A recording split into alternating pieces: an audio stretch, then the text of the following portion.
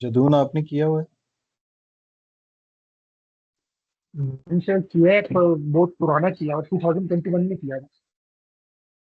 वो AHA वाला था? मैंने किया हुआ था। जी सर, अमेरिकन हार्ट एसोसिएशन वाले।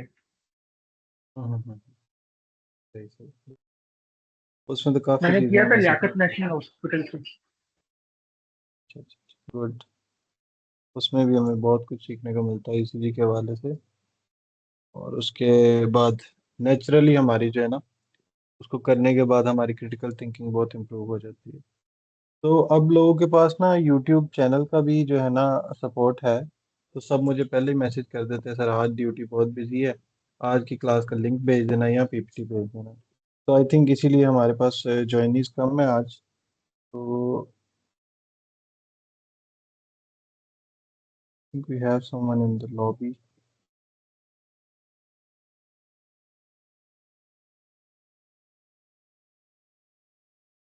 आप सबको स्क्रीन नजर आ रही है?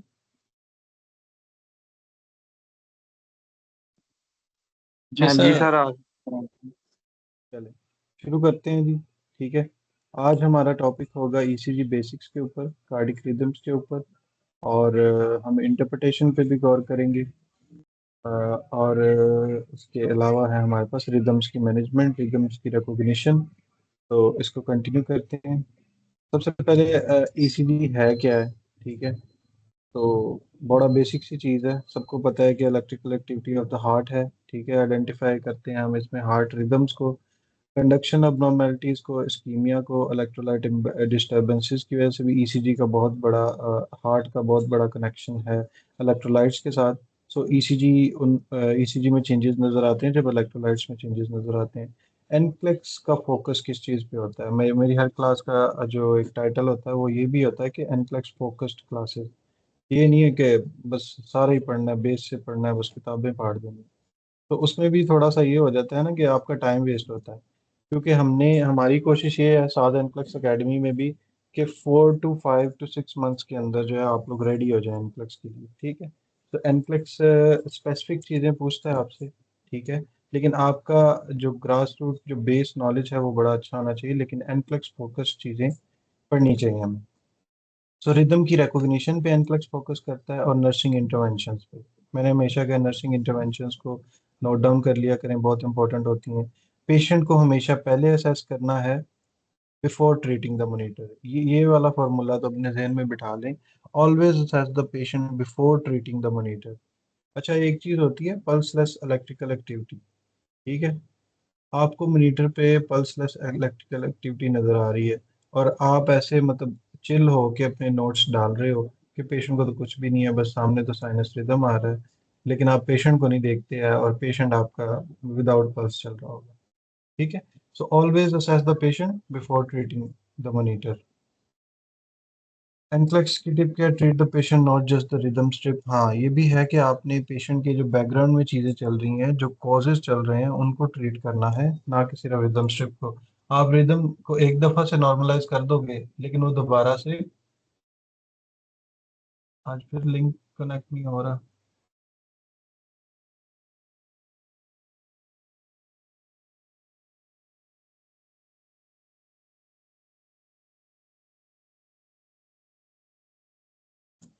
नेक्स्ट मूव करते हैं कार्डिक कंडक्शन सिस्टम। यही हमारी बेस है ECG को पढ़ने के लिए, समझने के लिए, इंटरप्रेट करने के लिए कि इलेक्ट्रिकल इम्पल्स का पाथवे क्या होता है। तो हमने एक एनाटॉमी की क्लास में इसको ज़्यादा डिटेल से पढ़ा था, लेकिन आज थोड़ा सा सुपरफिशियल रखते हैं कि एसए नोड है हमारी। SA node is the natural pacemaker of the heart, primary pacemaker है। इसका रेट क्या 60 to 100 होता है। राइट एट्रियम के जो है ऊपर वाले हिस्से में ये पाई जाती है यहाँ पे। और उसके बाद आता है AV नोड, जो कि, हेलो, स्लाइड नजर नहीं आ रही। स्लाइड नहीं शो हो रही आगे, मूव नहीं कर रही। साज and क्लेक्स academy first slide show हो रही बस। अभी ठीक अब है। अभी ठीक है? ये भी। सही। हाँ जी सर, अभी यार। तो अब ये है कि AV नोड जो है उस पे रेट जो होता है 40 to 60 बीट्स पर मिनट का होता है। ठीक है, क्योंकि वो और उसका काम एक ये भी होता है कि इम्पल्स को थोड़ा डिले करना कि वेंट्रिकल्स फिल हो जाएं। Then comes the bundle of His. यहाँ पे आके आएगा bundle of his.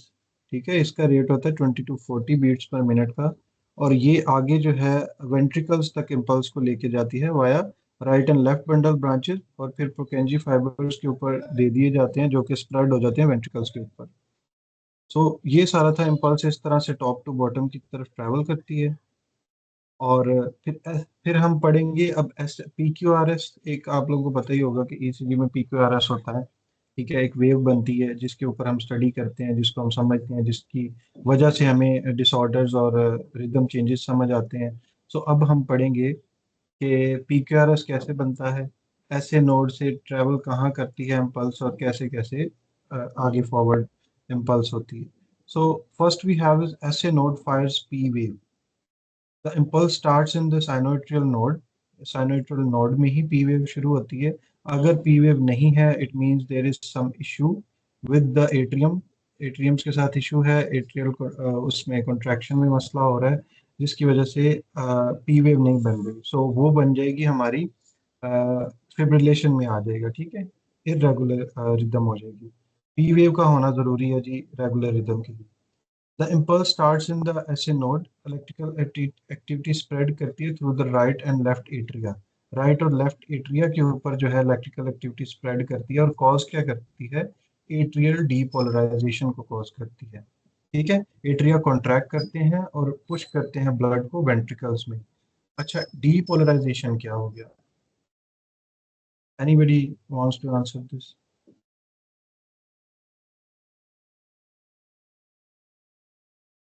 Okay, so होता ये है कि हमारा सोडियम और पोटेशियम का हमारे हार्ट के अंदर बहुत इंपॉर्टेंट रोल होता है, ठीक है, सोडियम पोटेशियम पंप का। सो होता ये है, when sodium goes into the cells, उस पे पॉजिटिव चार्ज आ जाता है, ठीक है, और वो रेडी करता है सेल्स को, एट्रिया को कॉन्ट्रैक्शन के लिए। सही हो गया। So when the sodium moves into the cells, वो क्या कॉज करता है, डीपोलराइजेशन। पॉजिटिव कर देता है चार्ज, और डीपोलराइजेशन कॉज करता है। डीपोलराइजेशन आपने यही सिंपल याद रख लेना कि कॉन्ट्रैक्शन कॉज करता है। और when it comes to P wave, तो वो एट्रियल डीपोलराइजेशन कॉज करता है। अंडरस्टूड। रीपोलराइजेशन रिलैक्स है, री से आपने याद रखना है, जब रीपोलराइजेशन का वर्ड आएगा, री से याद रखना है रिलैक्स, और डीपोलराइजेशन जब वर्ड आएगा तो आपने याद रखना है कॉन्ट्रैक्ट। सो हमारा हार्ट कॉन्ट्रैक्ट कॉन्ट्रैक्ट और रिलैक्स बार बार हो रहा होता है, जिससे बीट्स जनरेट हो रही होती हैं। तो ये दो पॉइंट्स, डीपोलराइजेशन और रीपोलराइजेशन, को हमें समझना जरूरी था। नॉर्मल फाइंडिंग्स में आ जाता है, अपराइट होता है in lead to.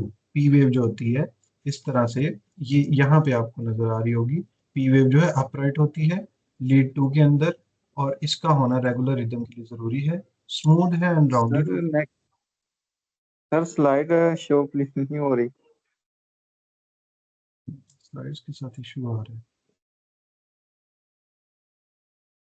I try in next meeting zoom. ठीक है, जूम पे कोशिश करते हैं, जूम पे अगर अच्छा रिव्यू आ गया फिर माइक्रोसॉफ्ट टीम्स को हम स्किप कर देंगे, क्योंकि अगर इशू आ रहा है तो फिर हमने ये वैसे बाय किया था सब्सक्रिप्शन, अगर इशू आ रहा है तो फिर हम इसको स्किप कर देंगे। ठीक, अब आपको क्लियर शो हो रही?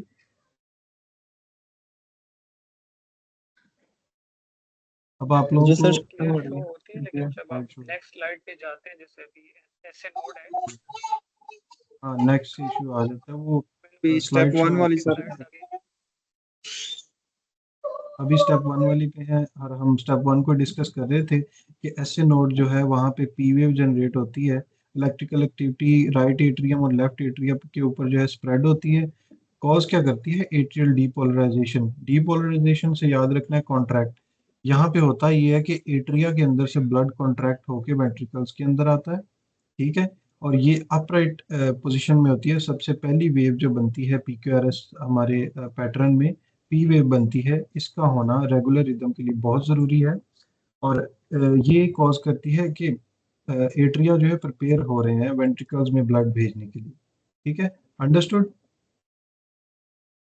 पी वेव जी सर। अंडरस्टूड है। Next,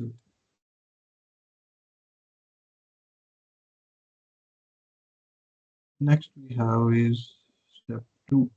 impulse reaches AV node. जब हमारा पी से हमारा जब ऐसे नोड से एवी नोड तक आता है तो एक डिले, मैंने बार बार बात की है कि एक डिले कॉज करता है एवी नोड। वो जो डिले कॉज होता है ना, वही पीआर सेगमेंट होता है। वो हेल्प किस चीज में कर रहा होता है कि वेंट्रिकल्स फिल हो जाएं। Electrical signals reaches AV node and AV node delays the impulse briefly, बहुत कुछ माइक्रो सेकंड, कुछ सेकंड्स के लिए जो है वो इम्पल्स को जो है डिले करता है। ये इंपॉर्टेंट किस लिए है? वेंट्रिकल्स को फिल होने के लिए टाइम देता है, ठीक है, कॉन्ट्रैक्शन से पहले।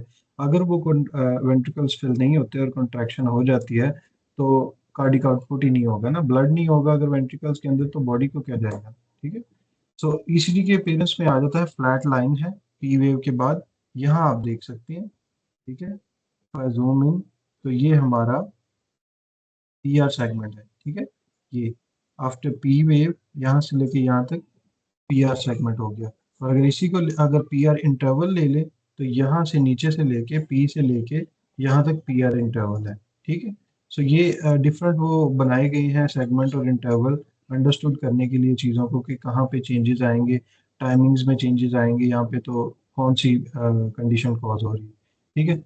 सो रिप्रेजेंट क्या करता है एवी नोड, पीआर सेगमेंट। अगर कभी भी क्वेश्चन आ जाए जी पीआर सेगमेंट क्या रिप्रेजेंट करता है, तो आप क्या बताओगे?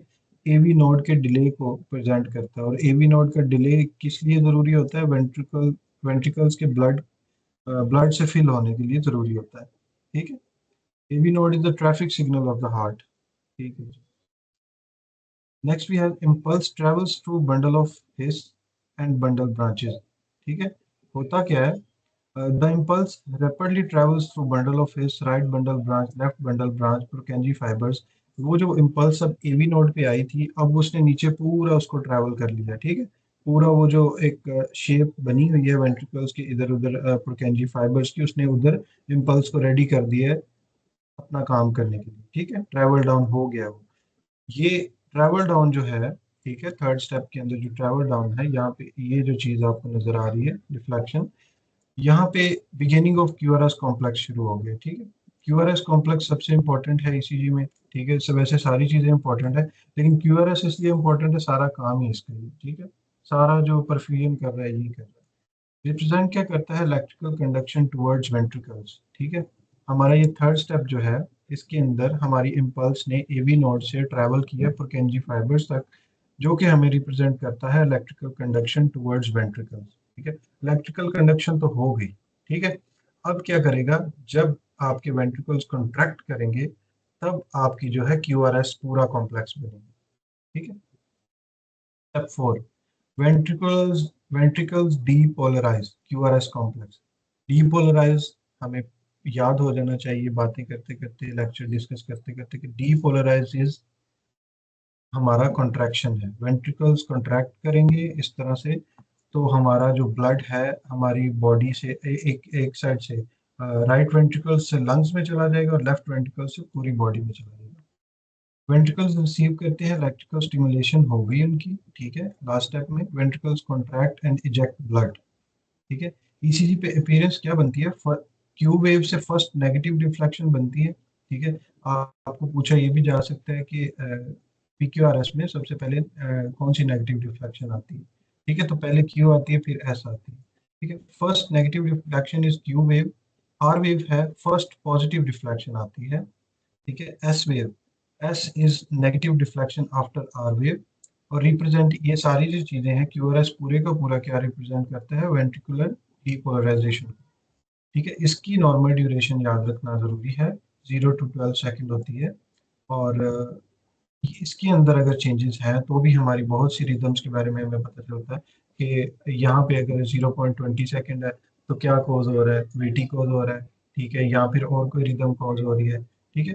मेमोरी ट्रिक क्या है? क्यूआरएस वेंट्रिकुलर स्क्वीज करते हैं इस तरह से, जकड़ते हैं अपने आप को और ब्लड को बाहर निकाल देते हैं, ठीक है। Why can't we see the atrial repolarization, ठीक है। अब हमने ये है कि ये एक स्लाइड बाद होना चाहिए था, पहले आगे, लेकिन होता यह है कि हमारे वेंट्रिकुलर भी रिपोलराइजेशन करते हैं। चलिए आगे वाला पहले देखते हैं।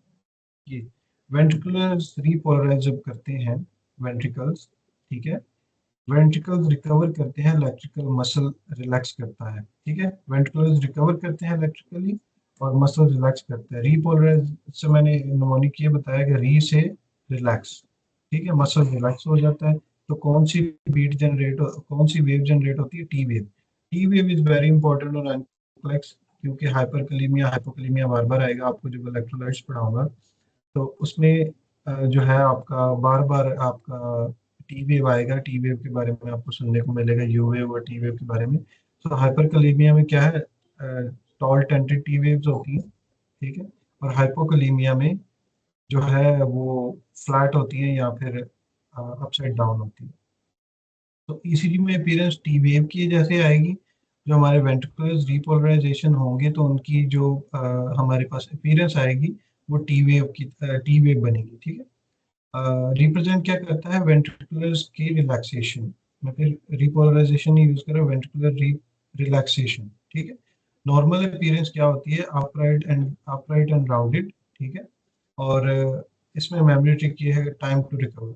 जो टाइम हमें नेक्स्ट बीट को जनरेट करने के लिए वेंट्रिकुलर रिलैक्स हो रहे हैं, इसके बाद आपकी एट्रिया रिलैक्स हो रहे हैं, और फिर जाके आपका जो है नेक्स्ट बीट जनरेट होगी। So again going to this question, why can't we see atrial repolarization? तो जो आपकी एट्रिया हैं वो आपके क्यूआरएस के अंदर ही, उसके वो इतना बड़ा है क्यूआरएस के उसके अंदर ही आपके जो एट्रिया है रिपोलराइज भी हो जाते हैं, रिलैक्स भी हो जाते हैं, नेक्स्ट बीट के लिए रेडी भी हो जाते हैं, ठीक है। एक एक मिनट है, एक ब्रेक ले लो, सबकी कॉल है।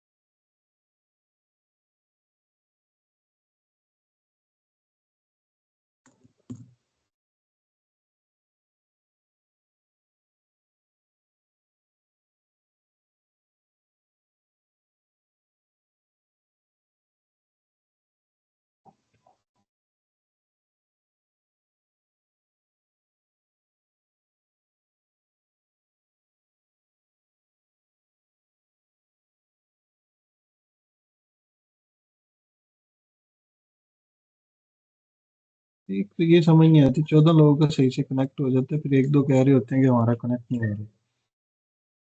सो हम लोग कंटिन्यू करते हैं, फिर नेक्स्ट में देखते हैं कि हम कुछ स्विच करने की सोचेंगे जूम की तरफ ना, दोबारा से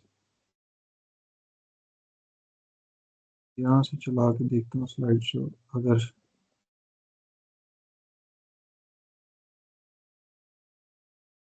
अभी चेंजेस नजर आ रहे हैं, कोई बताए जो तेरे नजर आ रही है स्लाइड?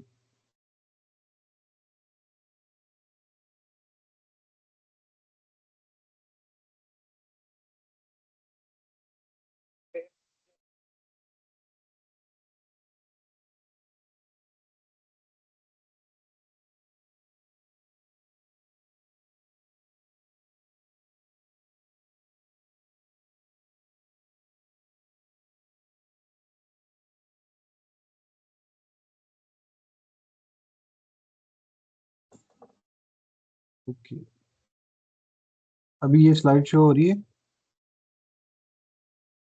जी सर, हो रही है शो। जी जी सर, सर, स्टेप हो रहे 5। ओके, अभी ये चेंज जो चेंज की है ये भी शो हो रही है? जी, ये भी शो हो रही है। जी सर।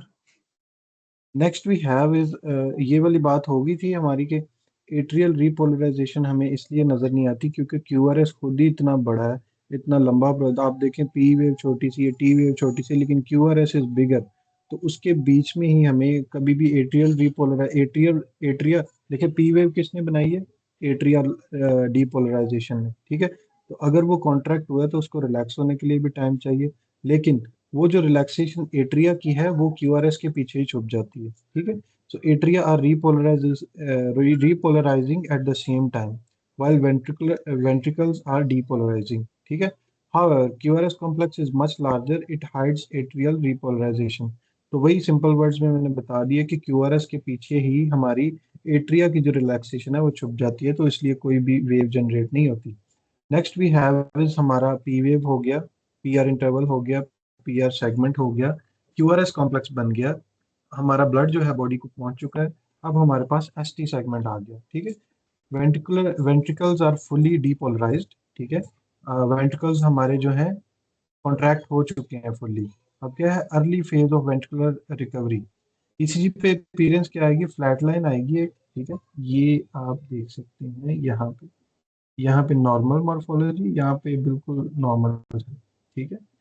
सो फ्लैट लाइन आएगी एक, इसी को एस टी सेगमेंट कहेंगे, फ्रॉम एस टू टी, इतनी सी चीज को एस टी सेगमेंट कहेंगे। फ्लैट लाइन आफ्टर क्यूआरएस, ठीक है। क्लिनिकल सिग्निफिकेंस क्या है, एस टी एलिवेशन का पता चलता है, यहाँ से इस्कीमिया का पता चलता है, एस टी डिप्रेशन का पता चलता है।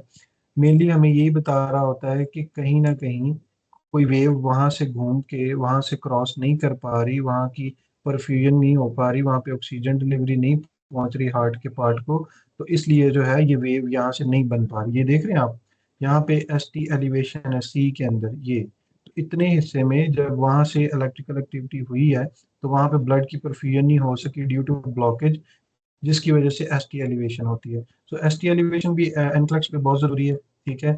आपको अक्सर रिदम बता दी जाती है, इस तरह की रिदम आएगी, चल रही होगी V1 के अंदर, V2 के अंदर, और आपको पूछा जाएगा कि ये क्या है, कोई साइन नहीं दिया जाएगा कि एम आई है या कौन सी रिदम है। तो आपको यही नहीं है कि वहाँ पे एट्रियल फिब्रिलेशन आने वाली है, एसवीटी आने वाला है, आपको एस टी एलिवेशन दे के भी पूछा जा सकता है कि what has caused it.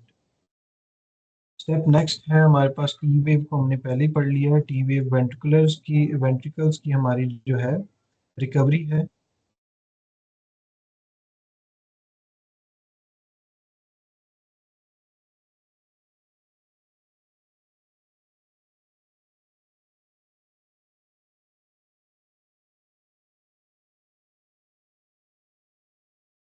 So ventricles की जो रिकवरी है उसको जो है उसकी वजह से जो है टी वेव जनरेट होती है, वेंट्रिकुलर रीपोलराइजेशन को शो करती है, और ये हम स्लाइड पहले डिस्कस कर चुके थे। तो आगे चलते हैं, हमारा पीक्यूआरएस आई थिंक कंप्लीट हो गया है। सो आपको आवाज़ आ रही है और स्क्रीन शो हो रही है? ये ठीक ओके। जी सर टी हो वेव रही हमारी थी, आप सुने, पी वेव हमारी थी एट्रियल डीपोलराइजेशन, ठीक है। Next we have P R segment, जो कि ए वी नोड का डिले था। देन हमारे पास क्यू आर एस कॉम्प्लेक्स बन गया, ठीक है, जो कि था हमारा वेंट्रिकुलर डीपोलराइजेशन, ठीक है। उसके बाद आ गया हमारे पास टी वेव, जो कि वेंट्रिकल्स की जो है रिपोलराइजेशन थी। जो एट्रियल हमारी रिपोलराइजेशन थी वो हमारी छुप गई क्यू आर एस के पीछे। So I think P Q R S understood हो गया, ठीक है। इसके बाद एक चीज़ है यूवेव, जो कि हमें नॉर्मली ना तो कार्डिक मॉनिटर पे कभी नजर आई है, और ना ही कभी हमें जो है ईसीजी हम लोग देखें भी अगर ईआर के अंदर कहीं भी, तो यूवेव बहुत कम नजर आने वाली चीज़ है, ठीक है। होता क्या है इसमें, लेट रिपोलराइजेशन ऑफ पुरकेंजी फाइबर्स। अब देखें हमारे जो बाकी जहाँ पे भी इलेक्ट्रिकल इम्पल्स जाती है, जहाँ जहाँ भी, उन जगहों ने अगर चार्ज लेना है तो उन्होंने चार्ज छोड़ना भी है, उन्होंने रिलैक्स भी होना है, ठीक है। स्मॉल छोटी सी वेव बनती है टी वेव के बाद, ठीक है। इस यू वेव को आपने हमेशा याद रखना है, लो पोटेशियम में हमेशा ये आएगी। प्रोमिनेंट यू वेव्स नजर आती हैं जब लो पोटेशियम होता है। इसको नोट डाउन कर ले, अगर पेन एंड पेपर है तो नोट डाउन दिस के, जब हाइपोकलीमिया होगा तो यू वेव नजर आती है, ठीक है। ब्रेडिकार्डिया में भी नजर आती है। तो this was simple, you wave को इतना डिस्कस नहीं किया जाता, ठीक है, समटाइम्स नजर आती है सिर्फ। तो लेकिन इसके लिए आपने याद रखना है, अक्सर स्टार्टर क्वेश्चन में पूछा होता है कि हाइपोकलीमिया है तो उसमें यू वेव का डिस्कशन हुई होती है, तो आपने उसको मार्क कर। ईसीजी पेपर की बेसिक्स हमें पता होनी चाहिए एज नर्सेज। मैं आज भी उन नर्सेज को जानता हूँ, इतने पता नहीं कौन सी मसरूफियात हैं, इतने सादे लोग हैं, आज भी ईसीजी करते हैं मुश्किल से, और डॉक्टर के सामने जाके बच्चों की तरह खड़े हो जाते हैं कि सर ये सही है, मैं दूसरी निकालूं या नहीं। तो निकलें उस चीज़ से, उस दौर से निकलें कि अब आपको पता होना चाहिए भाई, आप खुद भी उसको पेपर को निकाल के देख सकते हो। हाँ एक चीज़ है कि अगर कोई पेशेंट जो है मूव कर रहा है, कोई उसमें आर्टिफैक्ट्स आ रहे हैं, फिर आपका डॉक्टर कह सकता है आपको कि भाई दूसरी ले ले। लेकिन आपको खुद भी इतना पता होना चाहिए कि भाई इसमें मैंने कोई गलत लीड तो नहीं लगाई है, कौन कौन सी ऐसी चीजें हैं जिससे आपको पता चले भाई ईसीजी मेरी सही है, प्रिंट सही लिया मैंने। ठीक है। स्टैंडर्ड पेपर का पेपर की जो स्टैंडर्ड स्पीड होती है वो 25 mm होती है पर सेकंड, और कैलिब्रेशन जो है 10 mm is equal to 1 mV होती है। इसको सिंपली याद रख लें कि आपके जो पेपर की या ईसीजी जब आप प्रिंट ले रहे हैं तो उसकी स्पीड 25-10 होनी चाहिए। अक्सर होता ये है 50 पे सेट कर देते हैं, चेंजेस कर देते हैं, किसी और ने कर दिए होते हैं और वो उसमें इश्यूज आ रहे होते हैं बार बार। सो मेक श्योर करें कि उसकी जो स्टैंडर्ड स्पीड है वो 25 हो और कैलिब्रेशन उसकी 10 mm की हो। ये फॉर्मूले की तरह ही रट लें, ये एंथ्रेक्स से रिलेटेड नहीं है, लेकिन फिर भी 25-10 की स्पीड होनी चाहिए उसकी। ईसीजी पेपर मेजर क्या करता है, टाइम को हॉरिजॉन्टल मेजर करता है, मीन के in a straight line, and voltage को वर्टिकली डिस्कस करता है। ठीक है। ईसीजी पेपर जो है बॉक्स की मेजरमेंट्स, अक्सर ये तो अपने इंटरव्यू के क्वेश्चन में या फिर कोई रिटर्न पेपर हो उसमें आ जाता है कि 1 small box is equal to 0.04 second. ठीक है। आगे इस पे चीज़ें आ रही हैं तो इन चीज़ों को ज़रा गौर से राइट डाउन कर लें, इन पे गौर कर लें कि 1 small box is equal to 0.04 second, 1 large box, 5 small box मिलके 1 large box बनाते हैं और 0.20 सेकेंड बनते हैं। जब वही 5 लार्ज बॉक्सेस इकट्ठे होते हैं तो 1 सेकेंड बनता है। और अगर 30 लार्ज बॉक्सेस होते हैं तो उस पर 6 सेकेंड्स की स्ट्रिप बनती है, जिसके ऊपर कोई भी रिदम जो है डिस्कस की जा सकती है, पढ़ी जा सकती है, इंटरप्रेट की जा सकती है। सो हमारे पास 6 सेकेंड स्ट्रिप होनी चाहिए किसी भी रिदम को आइडेंटिफाई करने के लिए। अब मान लें आपके पास सेकेंड डिग्री हार्ड ब्लॉक चल रहा है, ठीक है, उसके अंदर तो आपने प्रोलोंगेशंस देखनी होती है, तो आपके पास सिर्फ 2 सेकेंड की स्ट्रिप है, तो उसमें तो आप डिफाइन नहीं कर सकेंगे ना। तो इसलिए ज़रूरी है कि 6 सेकेंड की स्ट्रिप्स आपके पास हो, 30 लार्ज बॉक्सेस होने चाहिए। नॉर्मल इंटरवल्स में आ जाता है पीयर इंटरवल 0.12 to 0.20 सेकेंड। ये चीज़ें आती हैं एनक्लस पे कि पीयर इंटरवल किस किस चीज़ में बढ़ता है। क्यूआरएस की ड्यूरेशन लेस देन 0.12 सेकेंड होनी चाहिए, ज़्यादा है तो क्या है। ठीक है। कंपोनेंट्स ऑफ ईसीजी पढ़ेंगे। पी वेव है, ये हमने पढ़ लिया है, एट्रियल डीपोलराइजेशन है, पीआर इंटरवल है, नॉर्मल होता है 0.12 to 0.020। QRS complex should be less than 0.12 second, अगर ज़्यादा है it means there is some arrhythmia. ST segment है, अर्ली वेंट्रिकुलर रीपोलराइजेशन है। P wave is ventricular repolarization again. QT interval represents ventricular depolarization and repolarization. Okay. ये हमने पूरा single single slide में discuss कर लिया है, so will move forward. 5 step rhythm interpretation, हमें इंटरप्रिटेशन आनी चाहिए। हमें वो नहीं बनना है, ठीक है, कार्डियोलॉजिस्ट नहीं बनना है, हमें सर्जन नहीं बनना है, कार्डिक सर्जन। लेकिन हमें इनफ्लेक्स कहता है कि आपको इंटरप्रिटेशन सिंपली आनी चाहिए। आप एज ए नर्स आपको ड्यूटी करते हुए भी, कार्डिक मॉनिटर पे भी, या ईसीजी आप अगर प्रिंट आप निकालते हो तो फिर भी आपको रिदम की इंटरप्रिटेशन आनी चाहिए। एनफ्लेक्स वांट्स दिस, शुरू में बताया था कि रिदम की रिकॉग्निशन और उसकी नर्सिंग इंटरवेंशन आपको आनी चाहिए। सो 5 स्टेप्स है हमारे पास। हार्ट रेट को डिटरमाइन करना है सबसे पहले, ठीक है। फिर रिदम की रेगुलरिटी देखनी है हमने, उसके लिए सारे स्टेप्स हैं वो वन बाय वन डिस्कस करते हैं। एग्जामिन करना है पी वेव्स को, पी आर इंटरवल्स को मेजर करना है, and then measure the Q R S duration. Okay. So we'll go through this 5 steps और फिर उसके बाद हमारी इंटरप्रिटेशन आई होप सो बहुत बेहतर हो जाए। ECG interpretation for anthrax. ECG interpretation follows a systemic approach. Never guess a rhythm by appearance alone.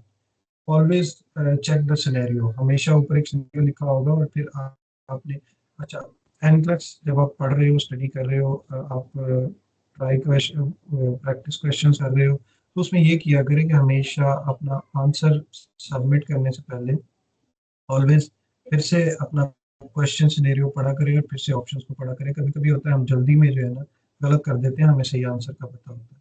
तो कभी भी गेस नहीं करना, हमेशा ईसीजी स्ट्रिप आ जाए तो ईसीजी स्ट्रिप को ही नहीं फॉलो कर लेना, सिनेरियो को भी देख लेना।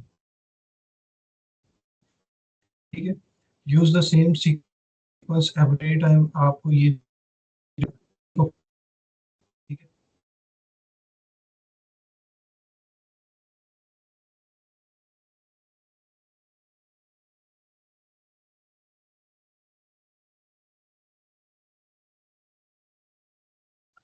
ओके।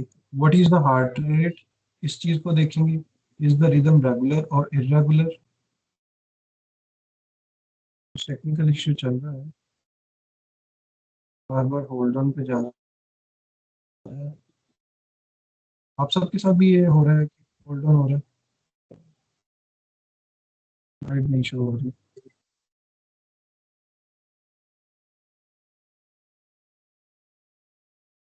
अभी स्लाइड शो हो रही है इकराम सर?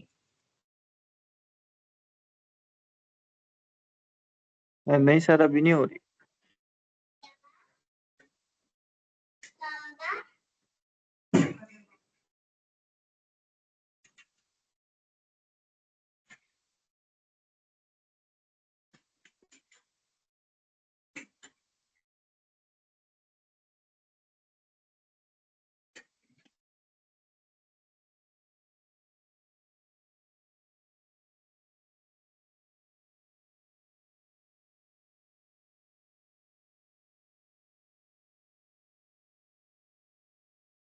अब स्लाइड शो हो रही है, फिर कंटिन्यू करते हैं, बताएं।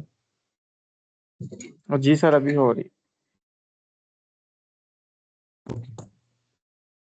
सो we'll move forward now.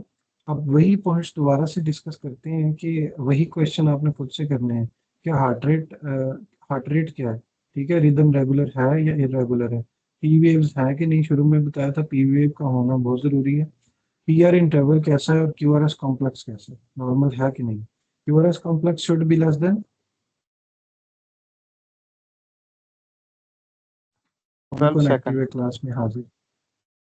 12 second sir, 0 12 0 to second 12, 0 to 12।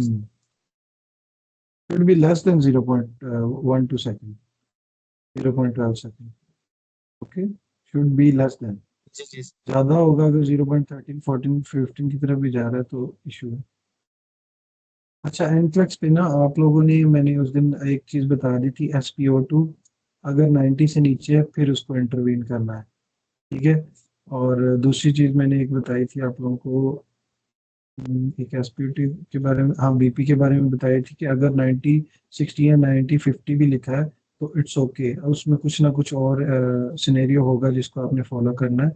हाँ, अगर इन दोनों चीज़ों से कम होती है, 90-50 से बीपी कम जाता है तो फिर आपने बीपी की तरफ जाना है, ठीक है। या SpO2 90 से कम जाती है तो फिर आपने इंटरवीन करना है। इसी तरह ECG में भी है कि आपने चीज़ों को देखना है कि 0.12 सेकेंड से अगर नीचे है तो इट्स ओके, अगर ऊपर जा रहा है फिर इंटरवीन करना।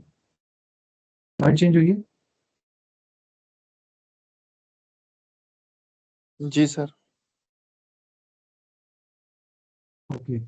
हाँ, अब हार्ट रेट डिटरमाइन करना, हार्ट रेट को मालूम करना पहली चीज़ है हमारे पास स्टेप के अंदर। सो उसके लिए डिफरेंट मेथड्स हैं क्योंकि हार्ट रेट हमेशा रेगुलर भी नहीं होता, इरेगुलर भी होता है। सो रेगुलर रिदम्स के लिए हमने क्या करना है, 300 वाला मेथड यूज़ करना है, ठीक है। ये रेगुलर रिदम्स के लिए यूज़ होगा, ठीक है। आप अगर नॉर्मली भी अभी ड्यूटीज पे हैं आप सब लोग, तो आप इसको कर सकते हैं, किसी भी पेशेंट की ECG उठाएं और उसमें देखें कि अगर एक लार्ज बॉक्स है, मतलब एक लार्ज बॉक्स हर QRS के अंदर एक लार्ज बॉक्स है, तो इट मीन्स कि 300 बीट्स पर मिनट है। इसको नेक्स्ट ले चलते हैं, यहाँ पे ये पिक्चर के साथ ही अच्छा समझ आएगा।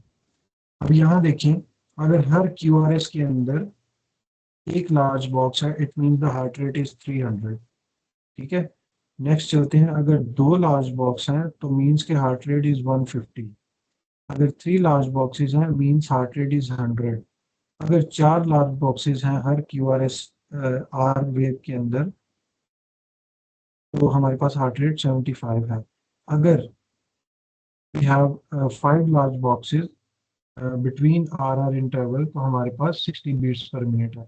अगर 6 लार्ज बॉक्सेस हैं देन हमारे पास ब्रेडिकार्डिया हो जाएगा, 50 का रेट आ जाएगा, ठीक है। अंडरस्टूड है जी? इसमें होता ही है ये नीचे मेमोरी ट्रिक भी सिंपल वर्ड्स के साथ लिखी है, 300 150 100 75 60 एंड 15।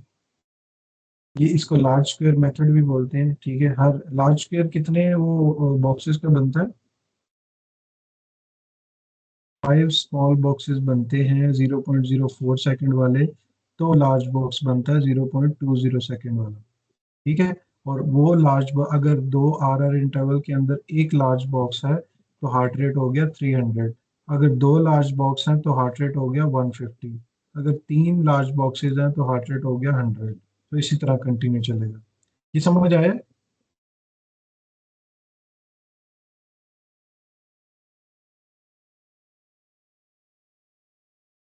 आई थिंक आवाज नहीं आ रही। क्लियर है सब? जी सर। तो नेक्स्ट नेक्स्ट मेथड की तरफ चलते हैं। स्लाइड भी चेंज हो गई होगी, I hope so. Next method की तरफ चलते हैं जिसको 1500 मेथड कहते हैं। Used for very accurate rate calculation के लिए यूज होता है। ठीक है, इसमें करते क्या है, रेट को मालूम करने के लिए 1500 को डिवाइड कर देते हैं। 1500 को डिवाइड करना होता है आर आर इंटरवल के अंदर जितने भी स्मॉल बॉक्सेस आ रहे होते हैं। ठीक है, थोड़ा सा डिफिकल्ट होता है लेकिन इतना भी मुश्किल नहीं है। अगर आप करने बैठो तो इसीलिए स्ट्रिक्ट लो। उसके आर आर इंटरवल के अंदर जितने स्मॉल बॉक्सेस हैं उनको काउंट करो और 1500 से डिवाइड कर दो। ठीक है, अब इन दिस केस यहाँ पे आप देखिए 1500 को जब उसने 20 स्मॉल बॉक्सेस से डिवाइड किया है तो 75 का रेट निकला है, एक्यूरेटली निकला है। ठीक है, ये इसको सॉरी इसको स्मॉल स्क्वायर मेथड कहते हैं। ठीक है, तो ये भी हार्ट रेट डिटरमाइन करने के लिए यूज होता है और एक्यूरेटली डिटरमाइन करके देता है।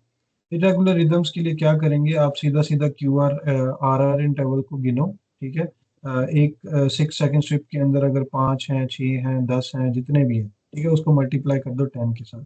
इरेगुलर रिदम्स के लिए बता रहा हूँ। Count QRS complexes in a 6 second strip and multiply by 10। तो जो भी रेट आएगा वो आपके पास आ जाएगा, आपका जो है करंट हार्ट रेट जो होगा। ठीक है, आपके पास 7 आगे आर आर इंटरवल, उसको मल्टीप्लाई कर दें 10 के साथ तो 70 आ जाएगा। Simple is that. Moving forward, step 2 जो है, डिटरमाइन रिदम रेगुलरिटी। ठीक है, आर आर इंटरवल्स इक्वल हैं कि नहीं है। कभी कभी होता है कि आर आर कुछ के अंदर स्मॉल बॉक्सेस कम होते हैं, लार्ज बॉक्सेस कम होते हैं। ठीक है, कुछ के अंदर ज़्यादा होते हैं। तो यहाँ से हमें पता चलता है कि नॉर्मल, अगर R R normal sinus rhythm है या नहीं है। ठीक है, अगर R R intervals are equal हैं तो वो नॉर्मल साइनस रिदम में होते हैं, साइनस ब्रेडिकार्डिया में होते हैं, साइनस टेकिकार्डिया और एसवीटी के अंदर जो है हमारे आर आर इंटरवल्स जो होते हैं वो इक्वल होते हैं और रेगुलर होते हैं। ठीक है, इरेगुलर रिदम के अंदर आर आर इंटरवल्स वेरी करते हैं एक दूसरे से। ठीक है, डिफरेंट पॉइंट्स पे होते हैं, दूर दूर होते हैं। आगे कोई इसीलिए स्ट्रिप आती है तो मैं आपको दिखा भी देता हूँ, यहाँ पे स्ट्रिप नहीं डाली। तो एग्जांपल इसकी आ गई कि इरेगुलर रिदम में एट्रियल फिब्रिलेशन है, फ्रीक्वेंट प्रीमेच्योर एट्रियल कॉन्ट्रैक्शंस हैं और फ्रीक्वेंट प्रीमेच्योर वेंट्रिकुलर कॉन्ट्रैक्शंस भी हैं। तो मूविंग फॉरवर्ड, थर्ड स्टेप है हमारे पास assess P waves. P waves को असेस करना बहुत जरूरी है। Is a P wave present before every QRS? Are all P waves similar in appearance, या पी वेव्स में चेंजेस आ रहे हैं?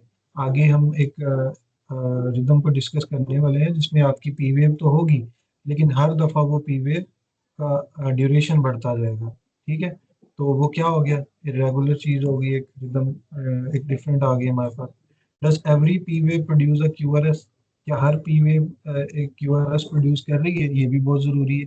ठीक है, क्योंकि अगर हम पेस मेकर का पढ़े तो उसमें के अंदर कैप्चर में, इन चीज़ों में हर पी वेव के बाद एक क्यूआरएस बनना ज़रूरी होता है for a normal heart beat.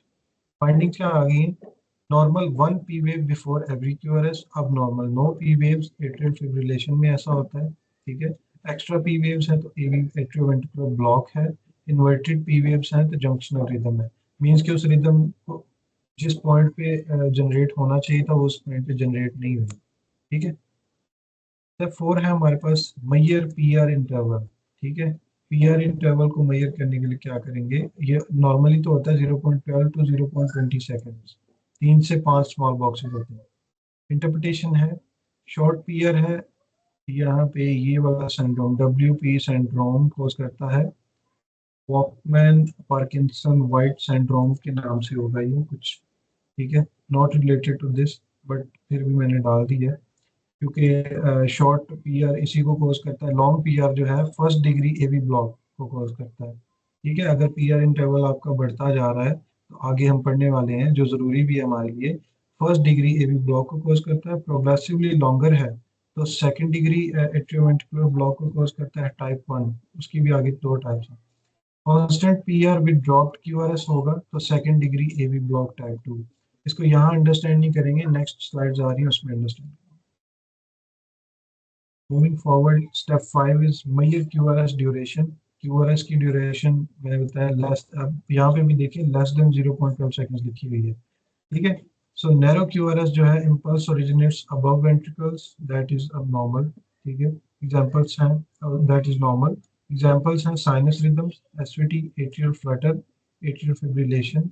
Wide QRS है तो मैंने पहले भी बताया कि उसमें वीटी हो सकता है, पीवीसी हो सकती है, बंडल ब्रांच ब्लॉक हो सकता है। वाइड क्यूआरएस है तो उनका ओरिजिन या कंडक्शन में डिले है, जिसकी वजह से वीटी कॉज होता है, लीथल है। पीवीसी हो सकती है, बंडल ब्रांच ब्लॉक है, ये सारी चीज़ें कॉज हो सकती हैं। तो आई थिंक हमारे 5 स्टेप जो है कंप्लीट हो गए हैं। एंड फ्लैक्स पे हमारी जो प्रायोरिटी रहनी चाहिए वो स्टेबल वर्सेस अनस्टेबल हमेशा चलती रहनी चाहिए। स्टेबल पेशेंट में हमारा आ जाए।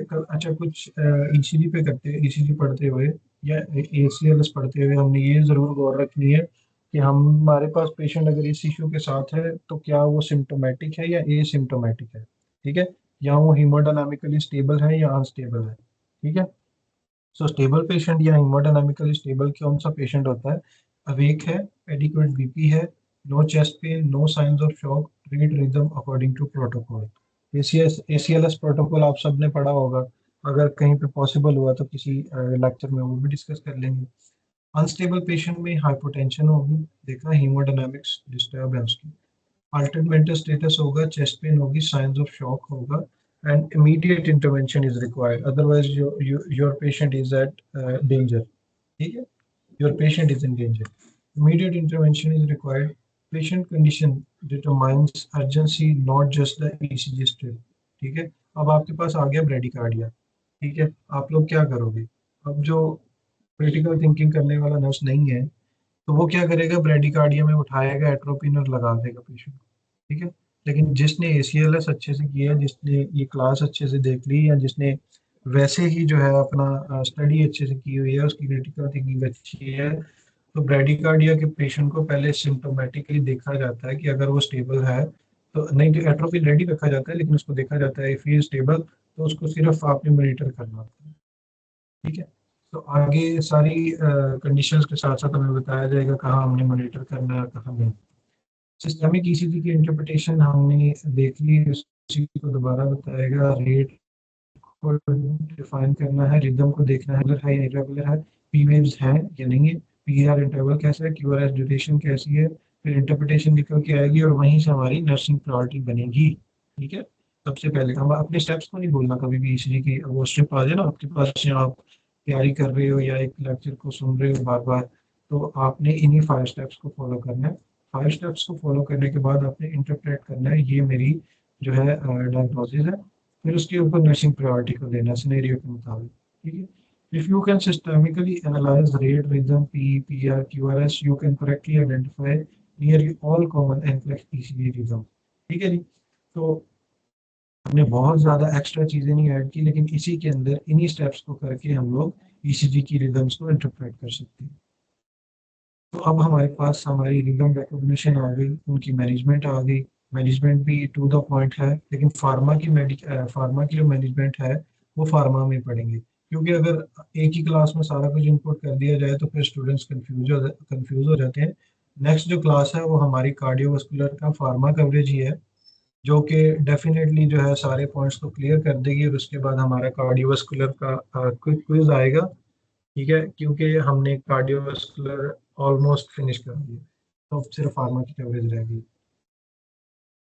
तो नॉर्मल साइनस रिदम है, ठीक है, अगर आप पेशेंट को कार्डिक मॉनिटर अटैच करते हो तो उसके ऊपर कुछ इस तरह का पी वेव भी इसमें देखिए आप बन रही है, यहाँ पे क्यूआरएस भी बन रहा है और हमारे पास टी वेव भी नजर आ रही है हमें, ठीक है। और हर एक आर इंटरवल के अंदर सेम डिस्टेंस है, कोई चेंजेस नहीं है इनके अंदर, ठीक है। तो यही हमने डिस्कस किया। सबसे पहले हमने क्या किया, रेट को आइडेंटिफाई किया है, ठीक है। 3 लार्ज बॉक्सेस हैं तो 3 लार्ज बॉक्सेस पे हमने कितना हार्ट रेट निकालना था?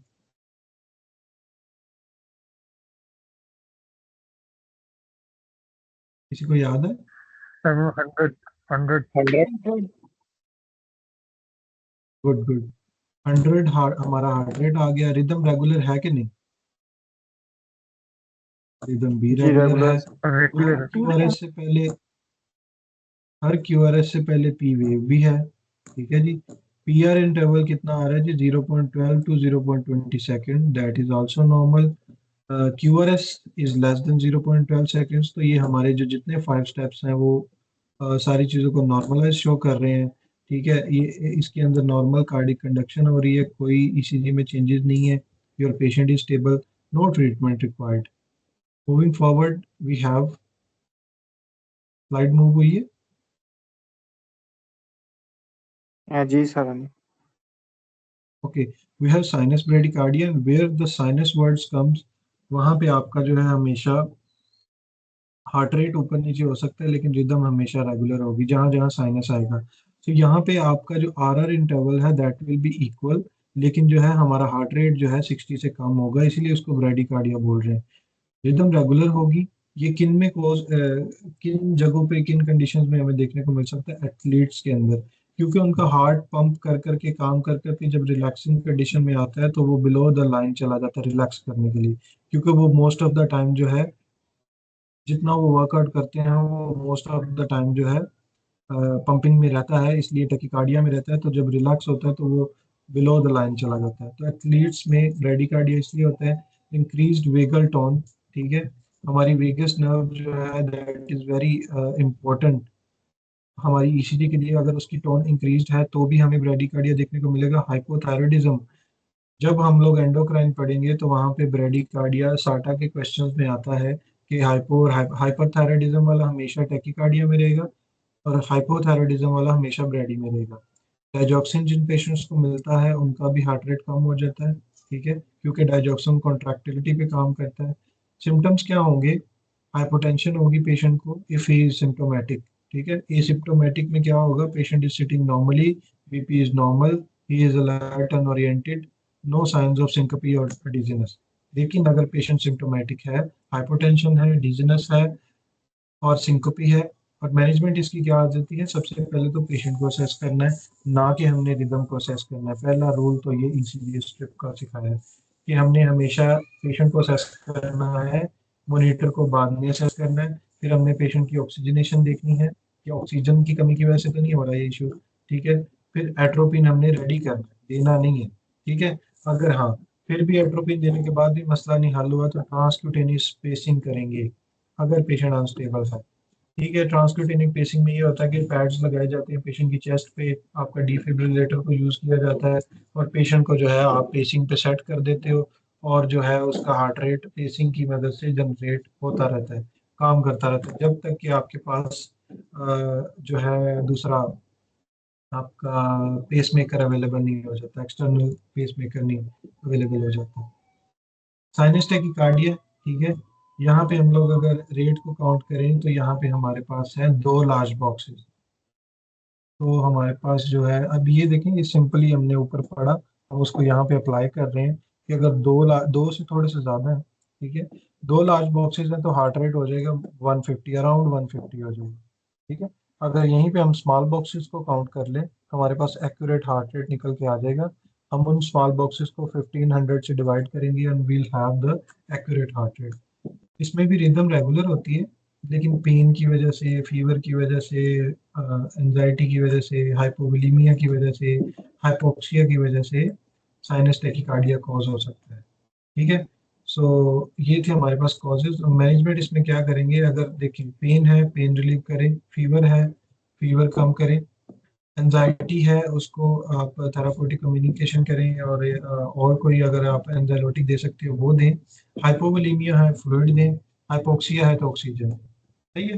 अंडरलाइन कॉजेज को ट्रीट करें, sinus tachycardia will be fine in the next hour, आपका पेशेंट स्टेबल, उसका रिदम स्टेबल हो जाए। सो मूविंग फॉरवर्ड, नीचे में वही चीजें लिखी हुई हैं, प्रीमेच्योर एट्रियल कॉन्ट्रैक्शंस, ठीक है। अच्छा, ACLS के अंदर तक पता नहीं PSCs को अभी पढ़ाते हैं कि नहीं, जब मैंने किया था तब नहीं थे पढ़ा रहे PSCs, PVCs को भी नहीं थे बताते हैं। सो हमें NCLEX कहता है कि आपको PSCs और PVCs का पता हो, ठीक है, इसीलिए मैंने इसको इसमें इनपुट किया है। इसमें होता क्या है, अर्ली अब नॉर्मल P वेव्स होती हैं, ठीक है, अब नॉर्मल होती हैं, अक्सर उनका जो वो जो है जुड़ी होती है पिछले T वेव के साथ ना, यहाँ पे देख सकते हैं आप, ये जो है RR इंटरवल जो है लॉन्गर है और ये एक दूसरे के साथ अक्सर यहाँ पे जुड़ी हुई है। ठीक है, रिदम यहाँ पे इरेगुलर आ गया, जहाँ पे पी वेव के साथ मसले हैं ना, ठीक है, वहां पे रिदम इरेगुलर होना शुरू हो जाएगा।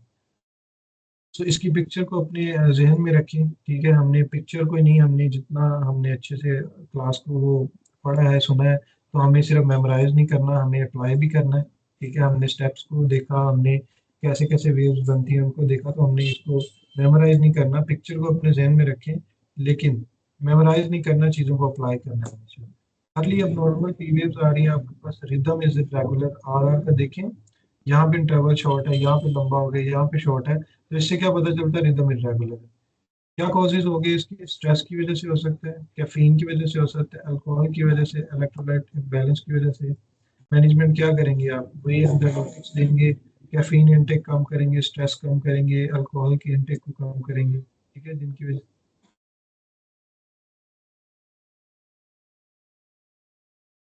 ओके रजिया, आप ये मैसेज बाद में भी कर सकते हैं। ठीक है, मैंने देख लिया, मैं आपके साथ शेयर कर दूंगा। तो मैनेजमेंट जो है, usually no treatment required, correct underlying causes. तो ये भी हमारी जो है एक तरह से सेफ कह लें इसको, रिदम है, जिसके लिए हमारे पास कुछ लीथल रिदम्स भी होती है, मैं आगे जाकर डिस्कस करूंगा। तो ये सेफ कह सकते हैं, इस पे सिर्फ अंडरलाइंग कॉजेज को डिस्कस करना है।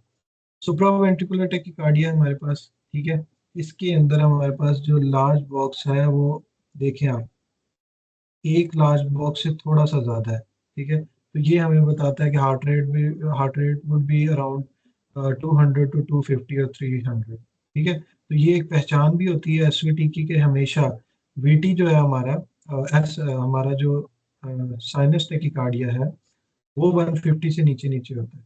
ठीक है, हाँ, अगर वो उसके ऊपर चला गया तो आपकी पी वेव जो है गायब हो जाएगी। ठीक है, P waves are often hidden. ठीक है, और हार्ट रेट आपका 150 to 250 होगा। ये एसवीटी की टिपिकल पहचान होती है कि उसका हार्ट रेट हमेशा 150 to 250 के दरमियान होगा, रिदम विद बी रेगुलर, और पी वेव्स जो है हिडन हो जाएंगी। सिम्टम्स क्या होते हैं? पाल्पिटेशंस होती हैं पेशेंट को, चेस्ट पेन है, डिजीनेस है। मैनेजमेंट है इसकी वेगल मैनुअर्स। अच्छा जी, कोई बता सकता है कौन सा वेगल मैनुअल करेंगे?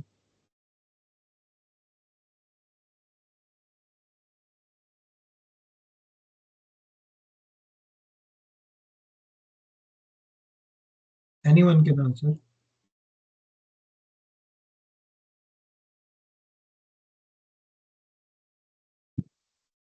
कैरोटिड मसाज करते हैं।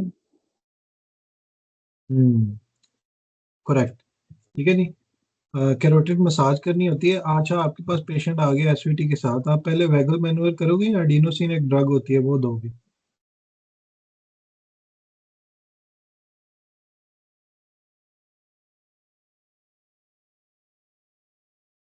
स्टेबिलिटी देख सकते हैं।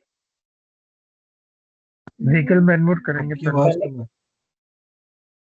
हमें जो है मेजर किसी भी इंटरवेंशन की तरफ जाने से पहले जो है, हमें जो है सिंपल और माइनर इंटरवेंशन की तरफ जाना चाहिए, क्योंकि एडिनोसिन जो है, आपको अगर पता हो, तो वो एक एसिस्टली में भी पेशेंट को लेके जाता है, और अगर पेशेंट एसिस्टली से रिकवर नहीं करता तो will have to do CPR. तो उसके तो एक वो हो गया ना कॉम्प्लिकेशन एडिनोसिन की। तो उससे पहले हमेशा एसवीटी में हमने वेगल मैनुअर्स करने हैं, कैरोटिड मसाज करनी है, देखना है स्ट्रिप को, फिर पेशेंट को रिलैक्स करना है हमने, काम डाउन करना है, क्योंकि अक्सर पेशेंट पल्पिटेशंस के साथ आएंगे, एंजाइटी के साथ आएंगे, स्ट्रेस के साथ आएंगे, या फिर पैनिक अटैक के साथ आएंगे, उनमें एसवीटी देखा जाता है। तो पहले वेगल मैनुअर्स, देन एडिनोसिन, और फिर जाके आएगा सिंक्रोनाइज्ड कार्डियोवर्जन इफ अनस्टेबल। ठीक है, अगर पेशेंट अनस्टेबल हो गए फिर कार्डियोवर्जन की तरफ जाएंगे, और कार्डियोवर्जन भी सिंक्रोनाइज्ड। आई होप सो आप सबको सिंक्रोनाइज्ड और अनसिंक्रोनाइज्ड कार्डियोवर्जन का पता होगा। इसके बारे में भी आपको आगे एक स्लाइड है, उसमें डिस्कस करते हैं। Adenosine has an extremely short half life. Adenosine की हाफ लाइफ का पता है किसी को? ये एनक्लेक्स पे भी जरूरी है एडिनोसिन। कितनी हाफ लाइफ होती है उसकी? अच्छा, देने का तरीका बता दे कुछ जल्दी से, सबको भी पता चल जाए जिन्होंने कार्डियो में काम नहीं किया हो। Okay, let me make it clear. Adenosine जो है एंटी एरिथमेटिक है, और आपका एसवीटी में सबसे ड्रग ऑफ चॉइस है, सबसे पहले जो आपके जहन में आती है, ठीक है, वो एडिनोसिन है, क्योंकि उस टाइम आपके पास टाइम शॉर्ट होता है, पेशेंट को आगे एसवीटी के बाद वीटी चल सकता है, और जो वीटी है वो पल्सलेस वीटी में चेंज हो सकता है। सो आपने टाइमली इंटरवेंशन करना होता है। आपने कोशिश करनी है लार्ज बोर आईवी कैनुला लगाएं पेशेंट के लेफ्ट आर्म में, ठीक है, एंटीकोबेटल फोसा में लगाएं, और उसके अंदर आपने क्या करना है, एक 10 सीसी का फ्लश लेना है और एडिनोसिन लेना है, ठीक है। 6 mg से शुरू करते हैं, ठीक है। उन दोनों को ऐसे थ्री वे, तो आपने देखा है वो थ्री वे की तरह लगाते हैं उसको। इधर से आपने एडिनोसिन दिया और साथ ही आपने जो है ना एक पुश के साथ दे देना है, 10 सीसी का नॉर्मल लाइन का पुश दे देना है, और उसके हाथ को जो है ऊपर की तरफ कर देना है ताकि ड्रग जो है जल्दी से पहुंचे। अब देखें, ये सारे काम करने के लिए आपके पास सिर्फ 6 से 15 सेकेंड, और जो एडिनोसिन की हाफ लाइफ है, ये नोट डाउन कर लें, जहाँ भी नोट डाउन कर रहे हैं, 6 to 10 सेकेंड्स होती है। अंडरस्टूड। तो ये थी एडिनोसिन की मैनेजमेंट। कहीं पे आ भी सकती है, पूरे का पूरा क्वेश्चन आ सकता है, तो इसलिए मैंने कहा डिफाइन कर दूं कैसे होता है ये सारा। आपको स्ट्रिप भी नज़र आ रही होगी। सो नेक्स्ट स्लाइड पे चलते हैं, नेक्स्ट रिदम की तरफ। एट्रियल फ्लटर, ठीक है। हमारे यहाँ पे तो पंजाबी में इसको आरी बोलते हैं, अगर आप लोगों ने देखी हो आरी, तो ये वही है भाई, ठीक है। इस तरह इसके दांत बने होते हैं, 7 ऊँट, ठीक है, 7 ऊँट वैसे होती आ रही है, ठीक है, फ्लटर वेव्स होती हैं। अच्छा, इसके अंदर जो हमारे पास साइन है, एट्रियल रेट होता है, वो 250 to 350 बीट्स पर मिनट होता है। ये इसकी पहचान है। एक एसवीटी की पहचान आ गई हमारे पास, ठीक है। उसका जो है हमारे पास हार्ट रेट था 150 to 250, पी वेव्स नहीं थी उसमें, रिदम रेगुलर था, ठीक है।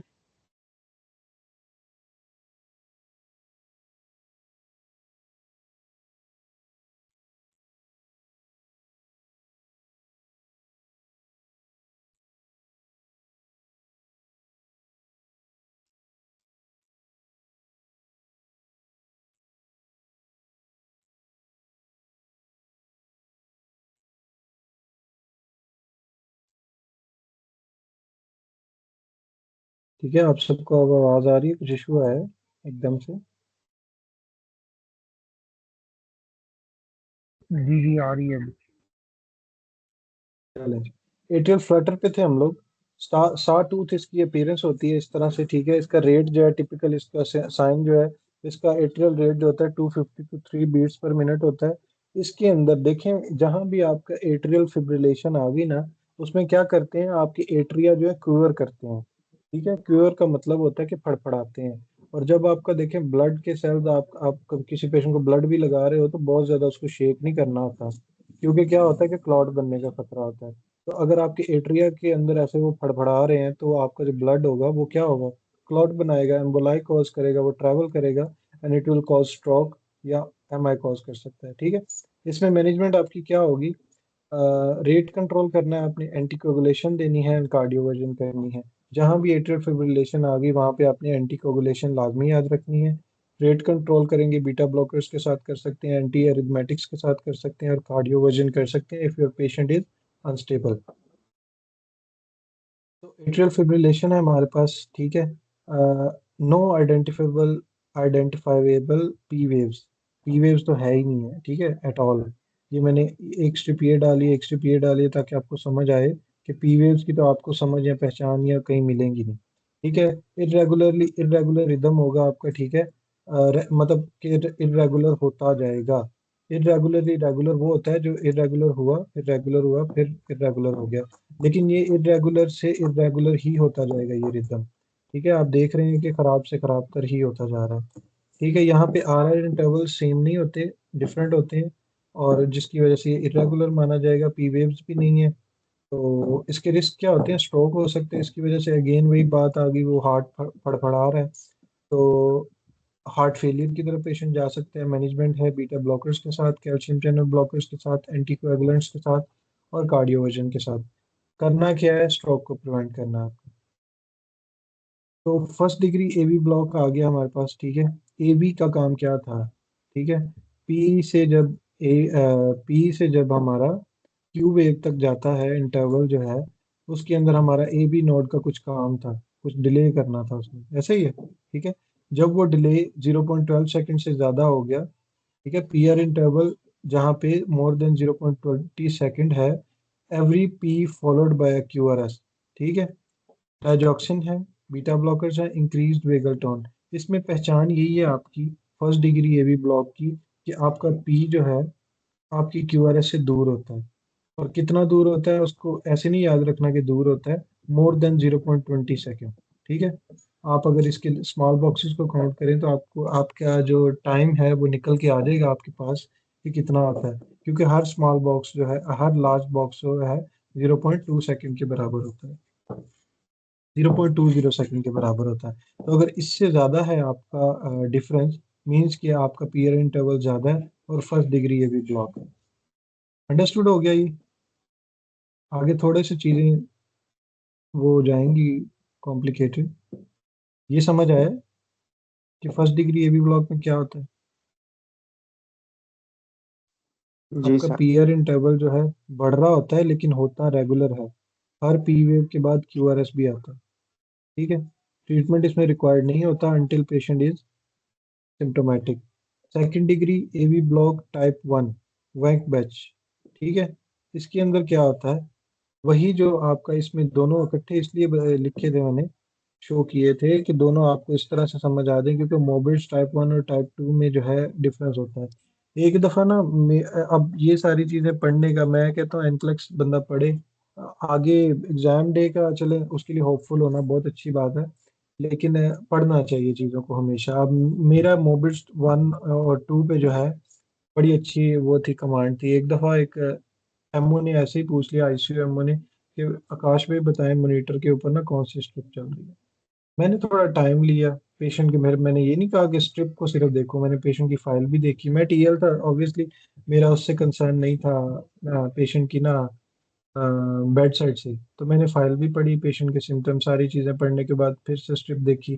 तो मैंने उसको निकाला मोबिल्स टाइप 2, और ही वाज लाइक शॉक कि भाई मतलब एक नर्स को कैसे पता। तो होती हैं ऐसी चीज़ें, अगर आप नॉलेजफुल हैं, आपसे कोई पूछे तो डॉक्टर्स हमेशा इस चीज़ को वो करते हैं कि नर्सिस को नहीं पता होगा, लेकिन आप लोग पढ़ा करें, चीज़ों को देखा करें, बहुत ज़रूरी है। नॉलेज इज़ पावर, ठीक है। तो ये एक छोटी सी एग्जांपल थी। तो अब हमारे टॉपिक पे आते हैं। Second degree AV block type 1 में रैंक बैच बोलेंगे इसको। जो PR प्रोलोंगेशन हमारी फर्स्ट डिग्री में आ रही थी, ठीक है, वो बढ़ती जाएगी, ठीक है। ये मोबिल्स टाइप 1 हो जाएगा। सेकंड डिग्री मोबिल्स टाइप 1 में वो PR इंटरवल जो है इंक्रीज होती जा रही है, if you can see this, ठीक है। यहाँ पे देख सकते हैं आप, PR इंटरवल प्रोग्रेसिवली बढ़ रही है और एक मिस्ड ड्रॉप्ड बीट भी आएगी यहाँ पे, ठीक है। बेनाइन होती है, नो ट्रीटमेंट रिक्वायर्ड होता है इसके लिए, ठीक है। मॉनिटर पेशेंट को करना है आपने, एट्रोपिन रेडी रखना है आपने, देना तब है जब पेशेंट सिम्टोमेटिक हो गया, ठीक है। Second degree AV block type 2 में क्या होता है कि कांस्टेंट PR इंटरवल जो है वो होता है, बढ़ नहीं रहा होता। मोबिल्स टाइप 1 में आपका PR इंटरवल कंटिन्यूसली बढ़ रहा होता है, लेकिन मोबिल्स टाइप 2 के अंदर आपका PR इंटरवल उतना ही रह रहा है, लेकिन एक बीट मिस हो रही है, ठीक है। ये जो है ये सवेयर ब्रेडिकार्डिया कॉज कर सकता है, लो कार्डिक आउटपुट कॉज कर सकता है, सो दिस इज रिस्की। तो मोबिल्स टाइप 2 में हमेशा याद रखना है कि वो रिस्की है, और मोबिल्स टाइप 1 बेनाइन है, उसके लिए ट्रीटमेंट रिक्वायर्ड नहीं होता है। सो आई थिंक ये अंडरस्टूड हो गया है मोबिल्स टाइप 1 और टाइप 2 का डिफरेंस, ठीक है। इसमें हाई रिस्क ये होता है कि कंप्लीट हार्ट ब्लॉक की तरफ पेशेंट जा सकता है, मजीद ब्रेडिकार्डिया हो सकता है पेशेंट को। पेसमेकर के लिए पेशेंट को रेडी करना होता है, उतनी देर तक टेम्परेरी पेस मेकिंग करनी होती है आपने। और most dangerous then type 1, type 2 is always most dangerous then type 1। Third degree AV block के अंदर क्या होता है कि P waves and QRS are unrelated, कोई उनका ताल्लुक ही नहीं होता, अपने हिसाब से चल रही है। कभी पी पहले आ जाता है, कभी पी बाद में आ जाता है, बस अपने हिसाब से चल रही है। इट मीन्स कि इरेगुलर पैटर्न ऑफ हमारा जो है PR इंटरवल का जो है अपना इरेगुलर पैटर्न चल रहा होता है। तो ये होता है हमारे पास थर्ड डिग्री ब्लॉक में। AV एट्रियोवेंट्रिकुलर डिसोसिएशन की वजह से होता है। सिवियर ब्रेडिकार्डिया हो जाता है थर्ड डिग्री AV ब्लॉक के अंदर। सिंकपी एंड हाइपोटेंशन। सो जैसे जैसे हमारे स्टेप्स बढ़ रहे हैं, फर्स्ट डिग्री में कुछ नहीं करना था, सेकंड डिग्री टाइप 1 में भी कुछ नहीं करना, लेकिन टाइप 2 इज लीथल, वो थर्ड डिग्री की तरफ जा सकता है। और थर्ड डिग्री में बात बात आ गई तो कंप्लीट हार्ट ब्लॉक उसको कहा जा रहा है, तो मीन्स के now the issue is lethal, ठीक है, डेंजर जोन में आ गया पेशेंट। मैनेजमेंट इसकी होती है, इमीडिएट पेसिंग करनी होती है, परमानेंट पेसमेकर डालना होता है पेशेंट को। फिर आ गया हमारे पास, हाँ ये उसमें भी लिख दिया पीवीसी, पीवीसी आ गई हमारे पास जी। ये होता है अर्ली वाइड डिजायर क्यूआरएस होता है, ठीक है। यहाँ पे देखें आप अगर, तो पी वेव बनी, क्यूआरएस बना, टी वेव बनी, लेकिन यहाँ पे पी वेव नहीं आना था, यहाँ पे एक ये जो आया ना, ये जो क्यूआरएस आया है, इसी को हम लोगों ने पीवीसी कहना है, जिसका कोई वो लिंक नहीं है आपकी रिदम के साथ।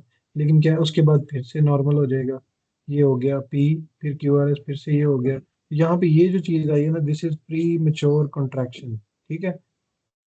इसके कॉजेज क्या हो सकते हैं? हाइपोक्सिया की वजह से हो सकता है, इलेक्ट्रोलाइट में अब जब इम्बैलेंस है तब भी इश्यूज आ सकते हैं पीवीसीज के, और स्टिमुलेंट्स की वजह से। अक्सर आजकल यंग लोग हैं, बहुत सारे चीज़ें यूज़ करते हैं, एंजाइलोटिक्स यूज़ करते हैं, ठीक है, स्टिमुलेंट्स यूज़ करते हैं, जिसकी वजह से हार्ट की रिदम के साथ इश्यूज हो सकते हैं, ठीक है। सो मैनेजमेंट क्या करनी है आपने? पेशेंट को असेस करना है, ऑक्सीजन देनी है, correct potassium and magnesium, PVCs में ये करना है। Next we have is ventricular tachycardia, ठीक है जी। ये वेंट्रिकुलर टेकिकार्डिया है, ठीक है। इसके अंदर आपके पास पल्सलेस भी हो सकता है पेशेंट, और विद पल्स भी हो सकता है। तो इसमें वाइड क्यूआरएस है, सिर्फ क्यूआरएस ही नजर आएगा। वीटी की पहचान ये है कि सिर्फ एक क्यूआरएस ही नजर आएगा, ना पी होगा, ना टी होगा, ना यू वेव होगी। ये कहता है मैं अकेला ही जो है ना सब कुछ करूंगा, सो क्यूआरएस ही होगा इसके अंदर। रेट आपका 100 to 250 तक जा सकता है, विद पल्स अगर है, ठीक है। विद पल्स है तो एंटी एरिथमेटिक्स दें, आपके पास है एंटी एरिथमेटिक्स।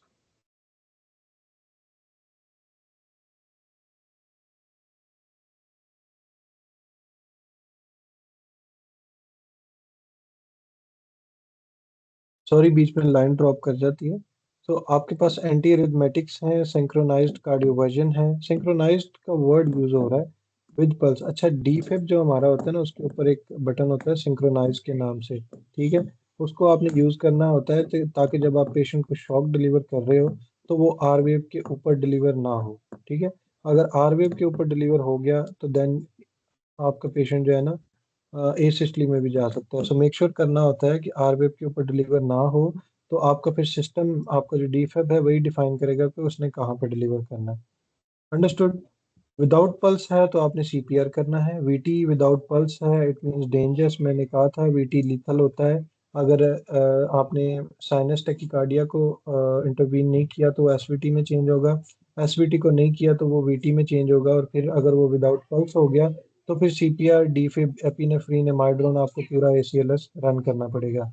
सबसे पहले आपने क्या करना है, अपना पेशेंट देखना है। Always check your patient first, then monitor, then strip. सबसे पहले पल्स चेक करनी है। Next we have V fib. ये तो सारी जो रिदम्स है ना उनका जो है ना, क्या कह लें, सरदार कह लें इसको, ठीक है। सबसे ज़्यादा खतरनाक रिदम, सबसे ज़्यादा लीथल वेंट्रिकुलर फिब्रिलेशन है। कोई आपको पैटर्न नहीं मिलेगा ईसीजी का, ठीक है। सिर्फ एक लाइंस होंगी आपको, जैसे वो कोई सिग्नल भेजा जा रहा है उसकी लाइंस ड्रॉ हो रही होती हैं। क्योटिक रिदम होती है, कार्डिक आउटपुट नहीं बन रहा होता, वेंट्रिकुलर्स कॉन्ट्रैक्ट नहीं हो पा रहे, एट्रिया कॉन्ट्रैक्ट नहीं हो पा रहे, सो ब्लड आगे जा ही नहीं पा रहा। Patient is pulseless, patient is sweating, patient is hypoxic. Cyanosis होता है पेशेंट में, देखने को जो और subject objective feelings, objective findings हैं वो ये हैं। मैनेजमेंट करते हैं आप, सीपीआर करते हैं, डीफिब करते हैं, एपिनेफ्रिन देते हैं, नमाइड्रोन देते हैं, ठीक है। इसके अंदर देखें आपका डायरेक्ट डीफिब्रिलेशन लिखा होगा और वहाँ पे कार्डियोवर्जन लिखा होगा। सो ये डिफरेंस है। जब आपका पेशेंट विद पल्स है तो आप सिंक्रोनाइज करते हो, जब आपका पेशेंट विदाउट पल्स है तो आप डीफिब करते हो, ठीक है जी। यहाँ पे लिखा है defib as soon as possible, every second counts for ventricular defibrillation. आपने हर सेकंड पेशेंट को जो है ना, आपका पेशेंट, आप मौत के फरिश्ते में और जो है पेशेंट के दरमियान नर्स खड़ा होता है उस टाइम पे, ठीक है। तो आगे चलते हैं। ए सिस्टली है, ये सीधी लाइन है आपकी, ठीक है। फ्लैट लाइन है, जो जब सीधी लाइन हो जाएगी सारे मसले हल हो जाएंगे, वो वाली बात। तो फ्लैट लाइन होगी, नो वेंट्रिकुलर एक्टिविटी होगी, यहाँ पे आप सीपीआर करेंगे, यहाँ पे आप एपिनेफ्रिन देंगे। अच्छा, यहाँ पे कभी भी एट्रोपिन नहीं देना, ठीक है। कुछ लोग करते हैं कि देखते हैं यार हार्ट रेट एकदम नहीं आ रहा, ये कम हो गया है, तो एट्रोपिन दो, हार्ट रेट आ जाएगा। नहीं, एट्रोपिन आपके हार्ट रेट को बढ़ाता है, ना कि दोबारा से जनरेट करा सकता है, वो काम एपिनेफ्रीन का है। ठीक है, सीपीआर देंगे, एपिनेफ्रीन देंगे और रिवर्सिबल कॉजेज को देखेंगे। और नेक्स्ट है डिफिब्रिलेट करेंगे, क्योंकि आपके पास पल्स नहीं है, आपके पास कोई रिदम नहीं है, तो आपने डिफिब्रिलेट करना है। एनक्लेक्स का फेवरेट क्वेश्चन ये है कि ए सिस्टोल इज नॉट शॉकेबल। ठीक है, देखिए जी, ए सिस्टली वैसे तो कोई डालने की जरूरत नहीं थी, लेकिन डाल किस लिए दी, एनक्लेक्स इस पे भी पूछ सकता है। ठीक है, ए सिस्टली में शॉक दोगे कि नहीं दोगे। ठीक है, तो ए सिस्टली को शॉक नहीं दोगे। ठीक है, उसमें क्या करोगे, सीपीआर करोगे, एपिनेफ्रीन करोगे। ठीक है, और आइडेंटिफाई करोगे रिवर्सिबल कॉजेज को। Sorry, asystole is not shockable. ठीक है, एनक्लेक्स का फेवरेट क्वेश्चन ये है। तो क्या करेंगे हम लोग, सीपीआर देते हैं, एपिनेफ्रीन देते हैं एंड आइडेंटिफाई करते हैं रिवर्सिबल कॉजेज को, और हम लोग डिफिब्रिलेट कभी नहीं करते हैं। तो मूविंग नेक्स्ट, हमारे पास है पल्सलेस इलेक्ट्रिकल एक्टिविटी। शुरू में इसको डिस्क्राइब कर दिया था कि आपके पेशेंट को कभी कभी क्या होता है, ऑर्गेनाइज रिदम चल रही होती है लेकिन पल्स नहीं होती है, वहां पे आपने सीपीआर की, क्योंकि आपका पेशेंट फिर आपको बता देगा, क्योंकि पेशेंट आपका रिस्पॉन्ड नहीं करेगा, अलर्ट नहीं होगा, उसके पास साइनोज हो रहा होगा, तो आपको पता चल जाएगा कि पल्सलेस इलेक्ट्रिकल एक्टिविटी चल रही है। ये अक्सर जब पेशेंट क्रैश करता है उसके बाद जब रिदम वापस आती है, रिटर्न ऑफ स्पॉन्टेनियस सर्कुलेशन होता है, तो उसके बाद पीईए में पेशेंट चला जाता है कि रिदम शो हो रही होती है लेकिन पेशेंट आपका अलर्ट नहीं होता। तो वहां पे आपने फिर से एसीएलएस रन करना होता है, सीपीआर, एपिनेफ्रीन, ट्रीट, एचएसएनटीज। ठीक है, इसके बारे में आगे बात करते हैं, और यहाँ पे भी डिफिब्रिलेशन नहीं करेंगे। ठीक है, पहले रिदम आ जाएगा फिर करेंगे। 5H एंड 5Ts के बारे में जिन्होंने एसीएलएस किया होगा उनको पता होगा। 5H एंड 5Ts में क्या होता है, एच से हाइपोवोलीमिया। ठीक है, वो भी होगा तो आपके पेशेंट को ये रिदम्स चलेंगे, हाइपोक्सिया से भी चलेंगे।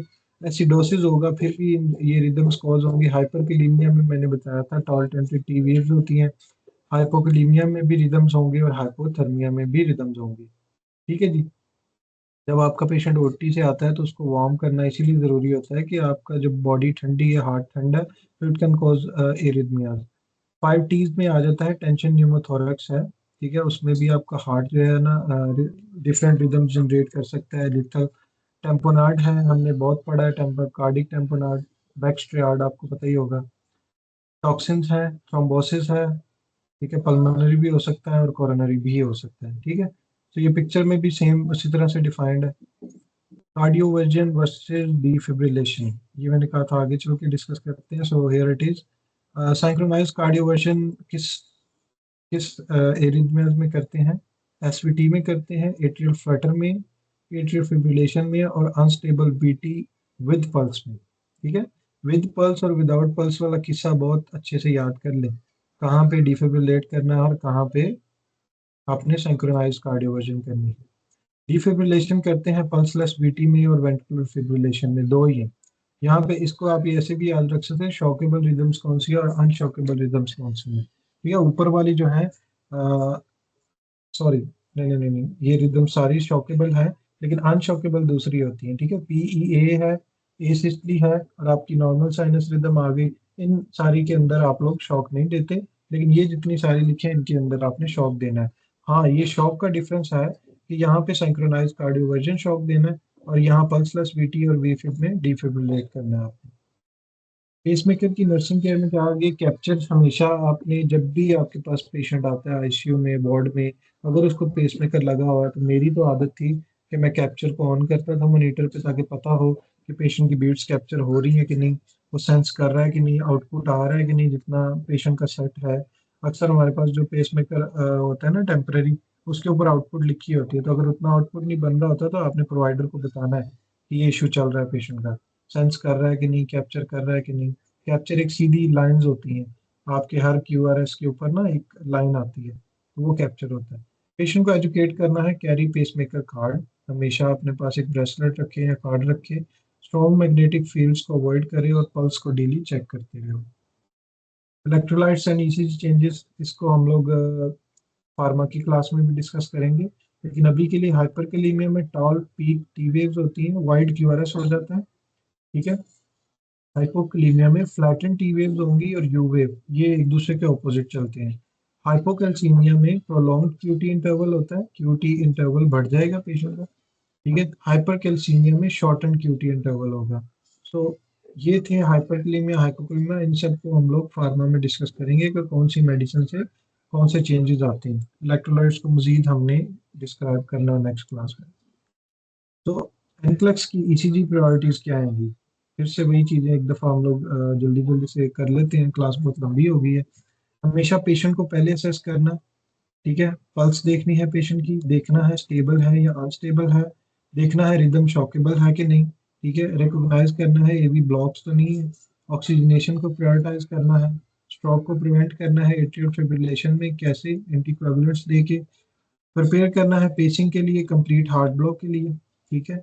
डिफिब्रिलेट करना है वीएफ और पल्स वीटी में, ठीक है। सीपीआर और एपिनेफ्रिन फॉर एसिस्टी एंड पीईए, ठीक है। तो ये सारी चीजें आ गई। और अक्सर क्वेश्चन ये पूछा जाता है पेसिंग के अंदर, ट्रांसक्यूटेनियस पेसिंग के अंदर, क्या हम लोग एनफ्लक्स पे पूछा जाता है, क्या हम जो अडल्ट पैड है उनको बच्चों के लिए यूज कर सकते हैं? कोई नहीं आंसर देना चाहेगा?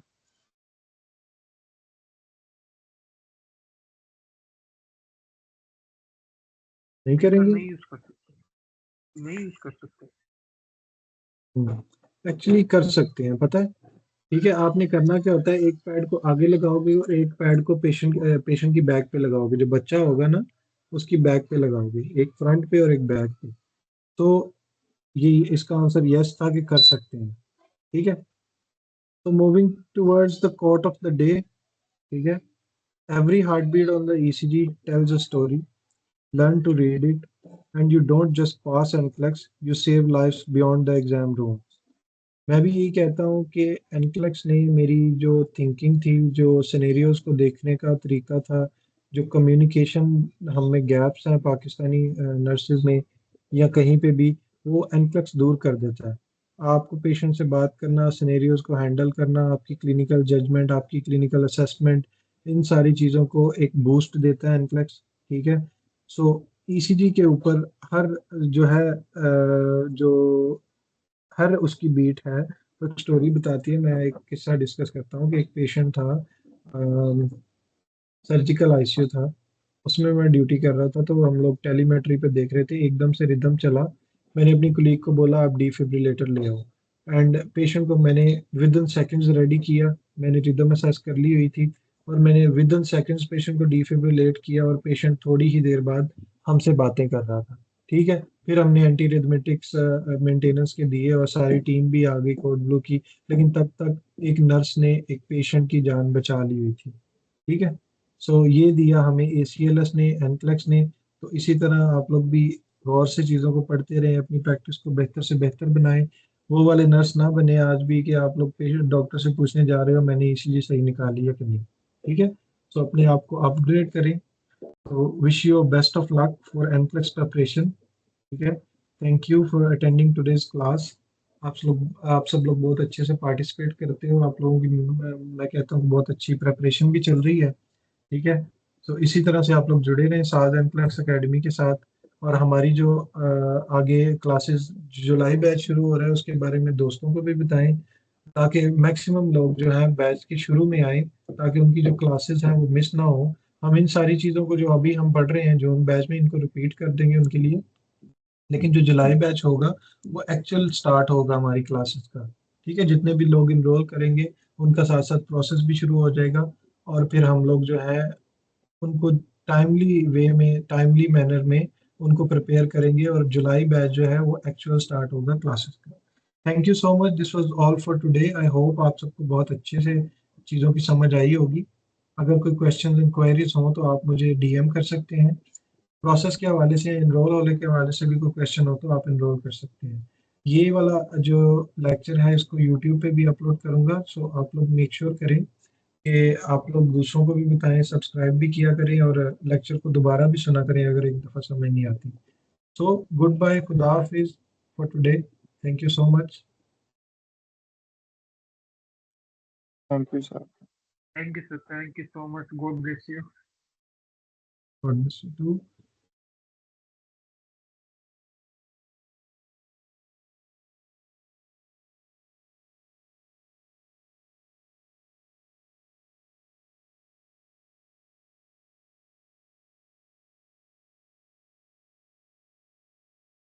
Sir Asif, are you there?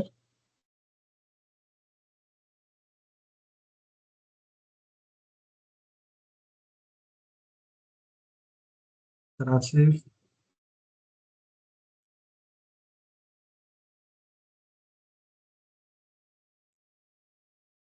Sumbal आप प्रेजेंट हैं?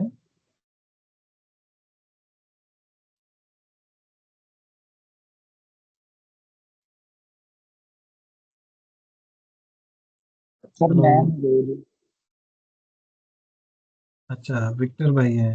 विक्टर भाई क्या सोचा फिर आपने? आप पे क्योंकि क्या आप है? फुल्ली जो है ना इंटरेस्टेड हैं